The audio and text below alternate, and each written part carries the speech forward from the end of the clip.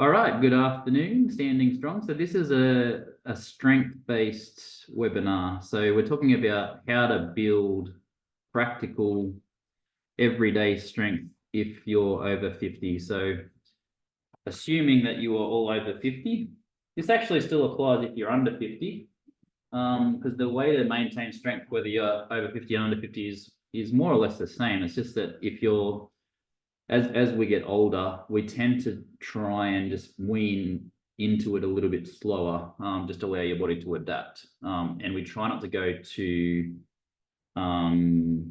failure in terms of to the end degree, whereas you would probably if you're a bit younger. I'm just going to try and let more light in. Oh, that's better, isn't it? You can see that I don't have much of a recording studio or any idea what I'm doing with recording. Anyway, so with strength, just to recap what we've been learning about in class over the last term and even over the last few years is for strength, it's an aspect of fitness. So remember, the fitness is the umbrella term for all the things that can improve a parameter of your fitness. So that includes body composition, which is kind of like the amount of adiposity or body fat reserves and muscle bulk you have. So that's one aspect of fitness. Another aspect of fitness is balance, being able to stay upright. That's a really important thing, of course, for us all, especially as we get older, because we don't bounce as well as we get older than you do when you're younger. Reaction time is another thing. Muscle power is another thing. Endurance, like cardiovascular endurance, like how far you can go. Like all of these factors are things that you can train. And if you've been watching the Olympics and the Paralympics, you'll see that each sport has a different fitness requirement, right? And so if you're good at the marathon, you're not necessarily going to be a good swimmer. Or if you're good at the weightlifting, you're not necessarily going to be a good discus thrower. So yeah, every strength and fitness is very specific. Very, very, very specific to what you need to look at. So I'm just going to keep rehashing that because it's worth repeating. So when it comes to your goals, all right, what you want to get out of your body, you've got to be very specific in terms of what you're after and what you put into it. So for most people who are coming to Standing Strong, the majority have identified they want to be better balanced, so they don't want to fall over, and they want to feel better coordinated, so they feel more confident on their feet. So you work on balance, all right? And so we did a in-service on balance where it's 2 to 3 hours a week of high intensity balance challenging exercises ongoingly, and it takes a good 6 months ongoing to really make some improvements there. So that's how you improve balance. High level of challenge, that's the really key. In terms of mobility, we'll do an in-service on mobility next. I was going to do this one on mobility, but I think there's been so much need for strength that I moved this one forward. But mobility is about getting more freedom in your joints. So if you're waking up stiff or you feel like you're just not moving or you're feeling hunched over or this sort of stuff, that's a mobility problem in the sense that we're trying to get more movement into your joints. And so mobility training is about getting more of the types of movements that you don't get in an everyday. And often that's the rotational movements in joints, the types of movements we don't get. We get a lot of forward and backward movements because we're walking, but we don't get side to side and we don't get rotational as much. So that's mobility, and we'll go through that next time. But strength is how much force you can lift. Okay, so how much force you can push, pull, lift, carry, restrain. Anytime there's that sort of muscular component to it, that's all a strength thing. So strength is like absolute in the sense of how many newtons of force or how many kilograms of force can you push, pull, withstand, all that sort of stuff. Now, in everyday life, for us, we find that the thing that people need strength most for is shopping, like carrying heavy shopping bags, for moving things around, furniture and that sort of stuff. For lifting boxes, sometimes it's lifting little grandchildren or lifting your animal up. Often getting out of a bed, out of chair, on or off the ground, that's going to require a certain amount of strength. Obviously, if you're doing more than that, like heavy lifting in garden, that sort of stuff, moving stuff around, you're going to require more. But the thing about strength is you want to, you can be strong enough right? But you can still injure yourself. And this is what we're trying to find, is we're trying to find a level of strength that you don't injure yourself in. And I'll just explain that. So for instance, you might be able to lift 50 kilograms, right? But if you're not in control of the movement, you might hurt some joints as you're doing it. So you might have the strength to do it, but you might not have the coordination or technique to do it, if that makes sense. So if we're like in class, that's why we spend a lot of time in technique, so that when you load up that technique, it's on a firm foundation. It's really simply like a stack. So it's the same thing as like, you know, like engineering a building. Like if you have a good foundation, you can put a lot of weight on it and it won't falter. If the foundation's a bit skewy, or it's a bit faulty, every time you build further and further and more weight, you're going to have to do more work to try and keep it upright, and that's when injury can happen. So for strength, the foundation is technique and control. Once you've got that, you can build a lot of strength on there. Now, this is the thing that knowing you from classes, from Simon's class and my own, and over the last few years, and knowing the research around the world, the research says that about 7% of all older adults actually get adequate levels of strength training, like 7%, right? Now, when you look at the studies, a lot of the things that the 7% include aren't really official strength. So the true figure is probably about 3 or 4%. And I think from my practice, that's probably about right, is that in the 200 odd people that come to Standing Strong, I reckon probably maybe 6 or 7 people are actually doing true strength. Now, that's supposed to be an encouragement, right? Because it's not common sense how to do this, okay? I don't want you to think that just lifting any old weight is strength training, because it's not, okay? People often say, oh, if I've been diagnosed with osteopenia, osteoporosis, and I walk around a lot, that's going to build strength. Walking is great for you.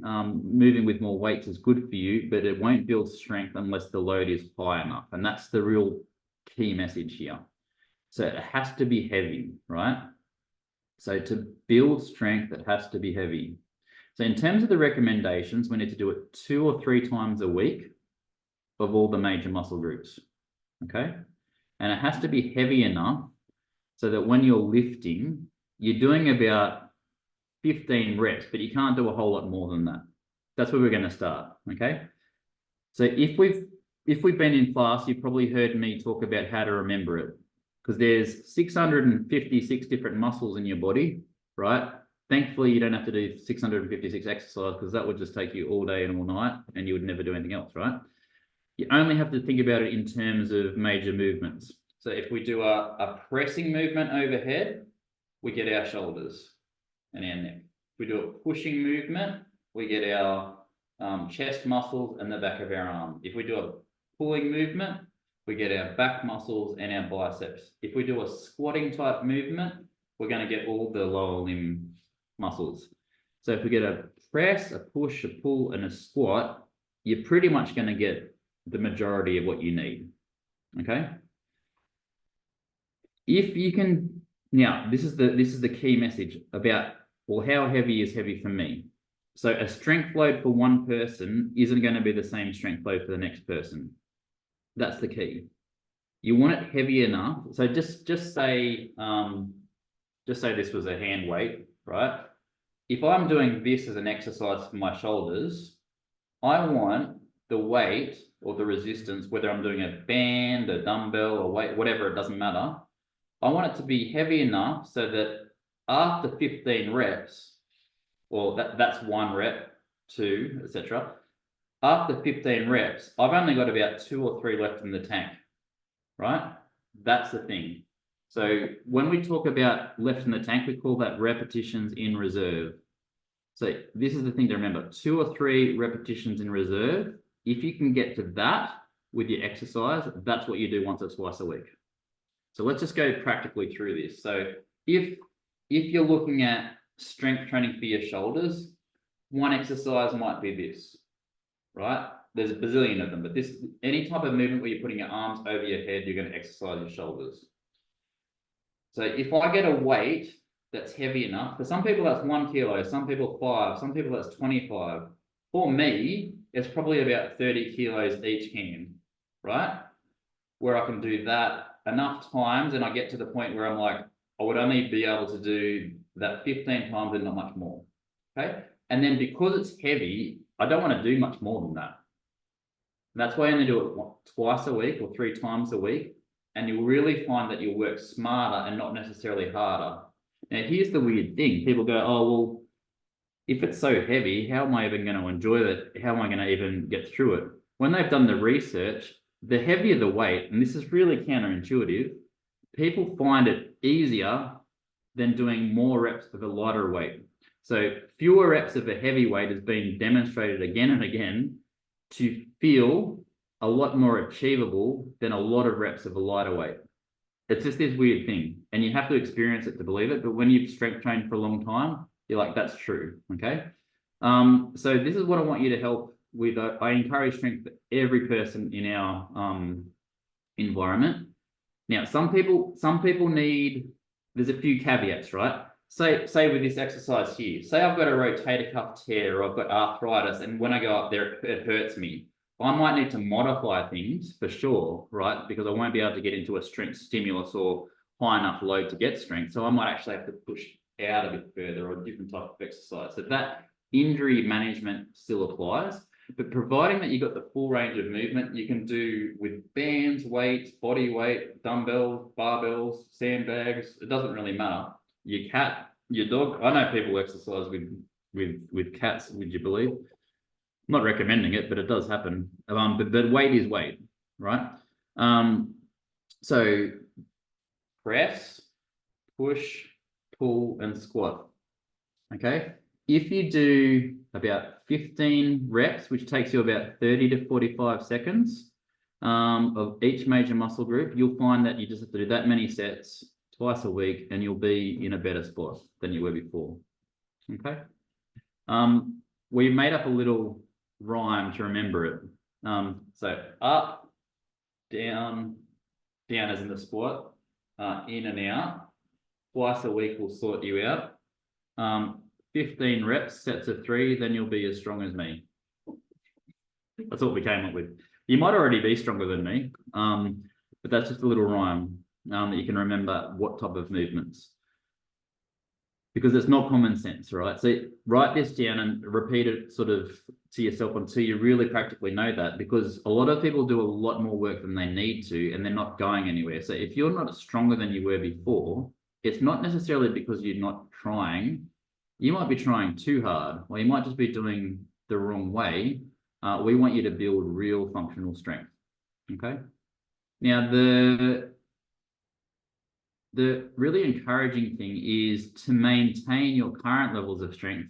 You only have to do once a week. And you can do that for up to 9 months and still be at the same spot where you are. So for instance, if you're going through some sort of medical condition or an injury, or you're time poor, or there's stuff going on and you don't have time to invest into actually gaining strength, but you don't want to go backwards, you can just do once a week. It will take you about 15 minutes and you can maintain that for the best part of a year. That's the really encouraging sign. So the big message that we have in physio is just do something. Don't be afraid if you've only got time to do one set of an exercise and not even all the different movements. Just do that, and you'll find that you'll make cumulative gains. So that's a bit of a overall canvas. So again, the big picture messages: twice or 3 times a week for strength training. It's got to be heavy enough to do about 15 reps and only have 2 left in the tank. Right? And the movements are something overhead, something in front of you, something towards you, and a squat. Squat or lunge. Anytime you're folding down or using your legs, that's going to happen. And then you'll be surprised at where you will be. Okay? If you need any extra sort of one-to-one help, that's what we're here for. You can just reach out, and we will be delighted to help you with that, or grab us after class. But that's what we want you to encourage you. And then what we find is daily life just feels a lot easier. People feel less tired. They feel like they can do more in their day, and they don't feel as exhausted. and they're less likely to get injured with their tendons because they've got the strength to do it. Okay. So we're going to wrap up there in terms of the actual talking, and then we'll go into a bit of interactive time. So I'll just stop the video and we can go through whatever you feel like you need to.